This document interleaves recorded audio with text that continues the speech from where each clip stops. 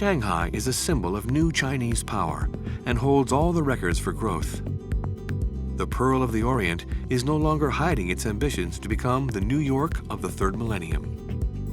In this new Manhattan, some people are ready to pay a great deal for high-quality food.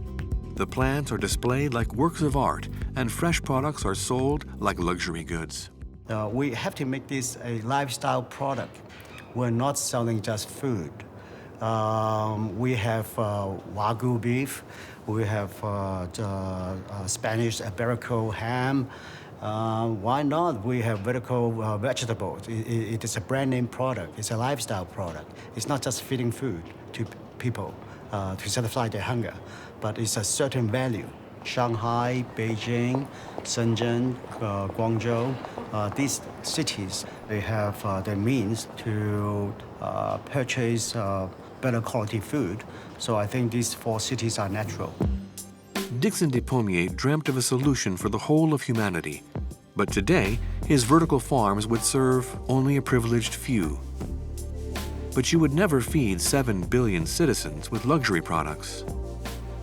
How long will we have to wait before these technologies are finally accessible to all? 3/4 of the most populated cities in the world are in Asia, and for them, time is running out. These Asian megalopolises are firmly committed to taking the path to vertical farms because here, more than elsewhere, there is absolutely no time to waste. Shanghai is faced with a big problem. There's no more farm labor available. Actually, there is, but the people aged 70 or more can no longer move around and have no training. These kinds of plant factories could be created on an industrial scale in the future, and then agriculture would become an industrial process that might attract young people and encourage them to work in agriculture. These days, young people no longer want to get into agriculture because it's too tough. But if you could construct factories like this, even young people will want to get involved. To seduce the youth and produce in a controlled environment, the fields are being transformed into vegetable factories. Cutting-edge technologies are becoming widespread in vegetable gardens, and Dutch professors are coming to share the latest innovations. This is an equal mixture of the color red and the color blue, but to our eyes, it comes out violet. Actually pink. The lesson has been learned, bar a few details, and the techno-farmers have already traded in their tractors for computers.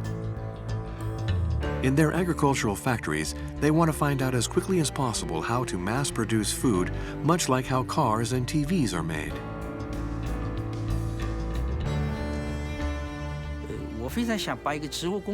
I'm very keen to create plant factories in the heart of each community. We would produce fruit and vegetables for the local population. Each neighborhood would have a guaranteed fixed amount. The population would be happier and it would see how things grow. They'll say, "Oh, is that how it works? Is that so?" Seeing what one is going to eat makes one happier. Moreover, it would be a factory for each community. I really think that building a vegetable factory for a specific community would be very reassuring. And there would be no pollution. It's much better like that. In China, a realistic vision of vertical farms is emerging, although it differs from those great monolithic towers imagined in New York 15 years ago. Using existing technologies, they could already feed the population of a neighborhood and eventually an entire town. Using fewer robots, they could provide employment for the local population. And by connecting to existing public facilities, they could take their energy from recycling waste and supply organic fertilizer to farmers in the countryside. Vertical agriculture isn't seeking to replace traditional agriculture. By providing practical solutions for local problems, it has its own place beside rural agriculture in the service of tomorrow's cities.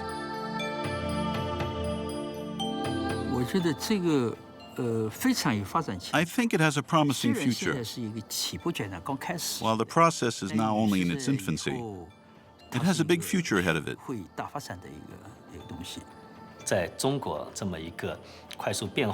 In a country undergoing great change like China, the opportunities are excellent.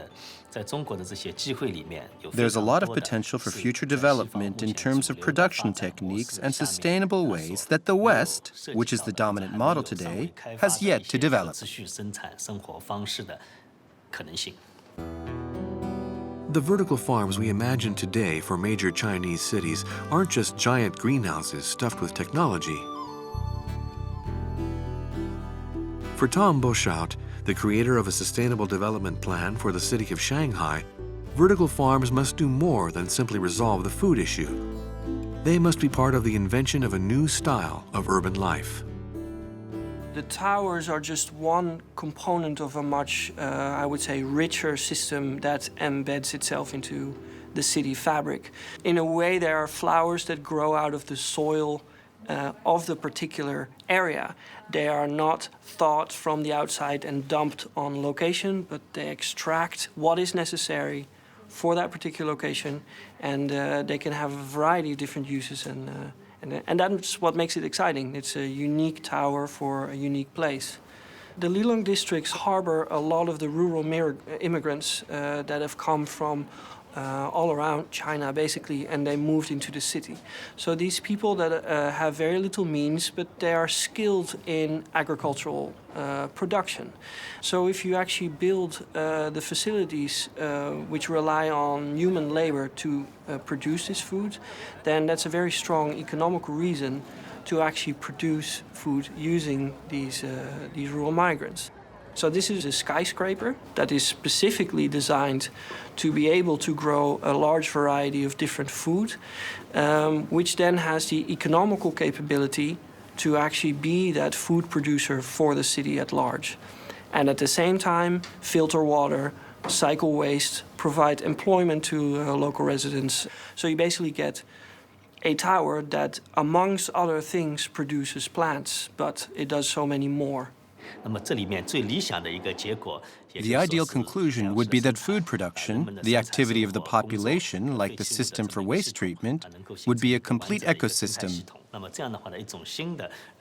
As such, a new artificial ecosystem is a possibility and would be really very exciting. Transforming the giant parasites that are the cities of today into a virtuous ecosystem will take time, but the revolution has begun. By farming on roofs, sidewalks, and soon in towers, a new and complete ecosystem is being sketched out, where each solution has a role to play. In architects' offices the world over, they are creating the landscapes of tomorrow, because if the marriage of agriculture with our cities is to be a success, neither will come out of it unscathed. From this union that goes against nature, a different kind of agriculture will inevitably be born in a whole new kind of city. In public spaces and private places, inside buildings and on their facades, in the greenhouses of today as in the vertical farms of tomorrow, the city is there to be reinvented, and we have the means to do it. For the first time in the history of humans, we have enough knowledge to become ecologically equivalent in our built environment as the rainforest is in its own environment. And that's the big future for cities, is to start incorporating those changes into its infrastructure and to become self-sufficient.